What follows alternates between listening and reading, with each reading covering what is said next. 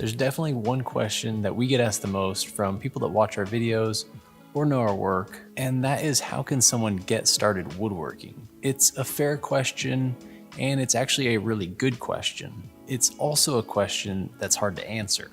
I would even go as far as to say that the hardest part about doing just about anything is getting started. So how do you go from having zero experience in something to actually doing the thing that you want to do? And in this case, that something is woodworking, or even just making things in general. The obvious answer, and it's an answer that I see a lot of people give, is that we all need to start with a certain group of tools, essentially a starter pack for woodworking.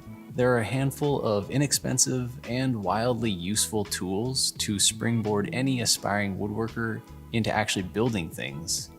And it really makes a lot of sense and could be a great starting point for a lot of people, but I don't necessarily want to focus on that here. What I want to do is take a step back and boil it down. I want to eliminate from the equation the idea that we all need certain tools or specific items to start creating something. And I also want to do my best to help people avoid the feeling they get when they see other people with a bunch of tools and a big workshop and feel they need all of this to get started. I definitely know I've had those feelings in the past. Essentially, I want to eliminate any reason someone would have for not getting started, because it doesn't matter how we do it or the tools we use, as long as we just get started. So let's get into it. And let's say you're just at the beginning, you have no tools, and you don't want to invest much money into a hobby that you haven't even tried and you're not even sure you like yet. How could you possibly be a woodworker with no woodworking tools and not wanting to buy any woodworking tools? Well, I think there are a couple ways you could go, both of which were things that both Chris and I actually did before we really got started. First, let's start with the lowest barrier to entry. Find a pencil and some paper and start drawing. I know it might not be actual woodworking, but it's easy and almost free. So draw whatever comes to mind. Any idea is a good idea, because without ideas, there is no woodworking. And to this day, the first thing I do when I start any woodworking project is draw pictures of my ideas. And honestly, I'm pretty bad at drawing.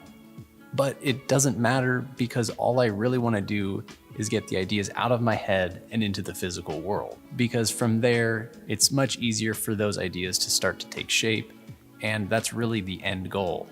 Even if you don't have the means to turn them into reality, by drawing them, you can essentially build a piece on paper. And honestly, getting an idea from my head into some physical form is like 75% of the payoff, regardless of what that form actually is. Beyond pencil and paper, there are other ways to get the ideas out of our heads and into the world. Chris and I both use three-dimensional modeling software like SketchUp and Fusion 360. For me, this part of the process comes after drawing with pencil and paper, but I know Chris goes straight to the computer with his ideas and bypasses drawing anything by hand, which really seems to work well for him. But whatever process we use, it's essentially just a different way to get to the same end. And that end is to have a three-dimensional digital model of an idea. For a long time, I went straight from pencil and paper to the real thing when designing furniture, and didn't realize how much I was missing by modeling my designs digitally.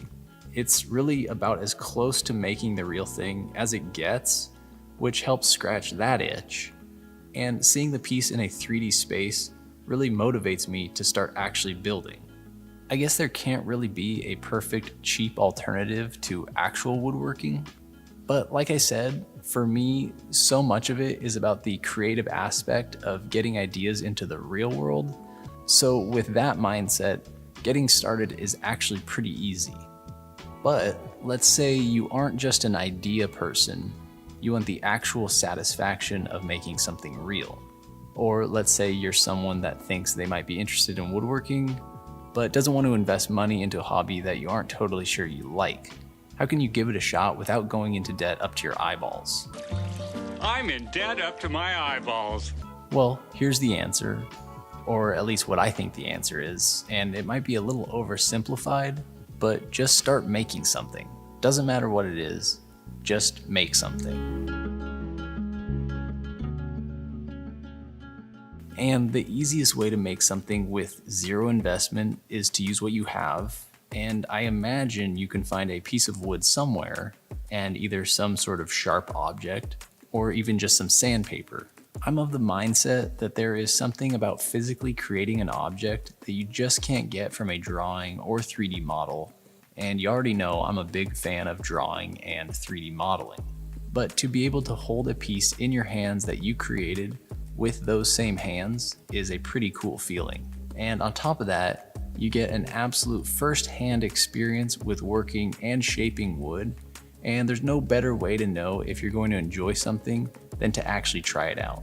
For me, the most rewarding part about woodworking isn't necessarily building big pieces of furniture or intricate objects. It's simply the act of creating something myself, no matter how big or small.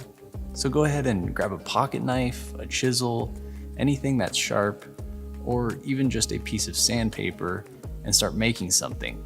A simple off-cut chunk of wood and some elbow grease will get you started pretty easily. A cutting board, a spoon, or maybe something like this tiny little tree. Doesn't matter what it is, but as long as you get started, before you know it, you'll have made something you can be proud of. All right. Now let's say you've either been drawing or modeling your ideas and you love it. Or maybe you tried your hand at actually making something and you love that too. Or maybe you just want to go straight into some more serious woodworking, but you still don't want or just can't take that financial plunge to buy your own equipment. Well, guess what? There are plenty of ways to get your hands on some tools or shop space without breaking the bank. Things like community colleges or local maker spaces often have woodworking classes, or maybe even a local woodworking shop or woodworker will have a class to take. I used to teach beginner cutting board classes in my shop and had people participating that had never even touched a saw, and they always finished the day with a nice cutting board. My goal was to make it as unintimidating as possible for somebody that had zero experience to take that first step. Chris actually took a woodworking course at a local community college before he got started in woodworking. Hey, Chris, sorry to interrupt, but real quick, didn't you take a college class when you first started woodworking? Yeah, I took two. That was kind of how I actually got more deeply into this stuff. So found a local community college. They had night classes. In the first class that I took, we basically built this cabinet that the instructor designed. Then in the second class, we actually got to design whatever we want. So I designed and built an original coffee table.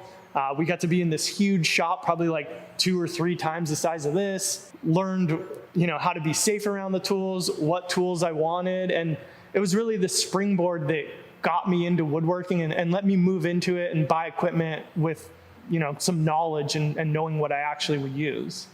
That's awesome. That seems like a good way to go. It was definitely well worth it. Highly recommend. I interrupted you. What are you working on? Oh, yeah, thanks for asking. I'm actually building this stool. Hey, Chris, sorry to interrupt, but I forgot to thank Squarespace for sponsoring today's video. Both Chris and I have been using Squarespace to build and maintain our websites for years now.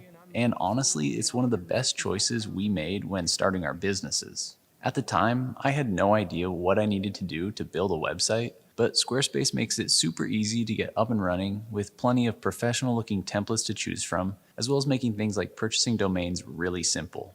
Squarespace also has plenty of e-commerce tools to help you grow your business, things like inventory management, a simple and secure checkout process, and unlimited products allow us to easily manage online transactions and not get bogged down with mundane tasks so that we can devote more time to doing the things we enjoy, like getting started in woodworking. So if you're thinking about starting a website, or even if you already have one, go check out Squarespace to see if it might be a better option for you. Head over to squarespace.com/4eyes for a free trial. Then when you're ready to launch, use the offer code 4eyes to save 10% off your first purchase of a website or domain. All right, thanks Squarespace.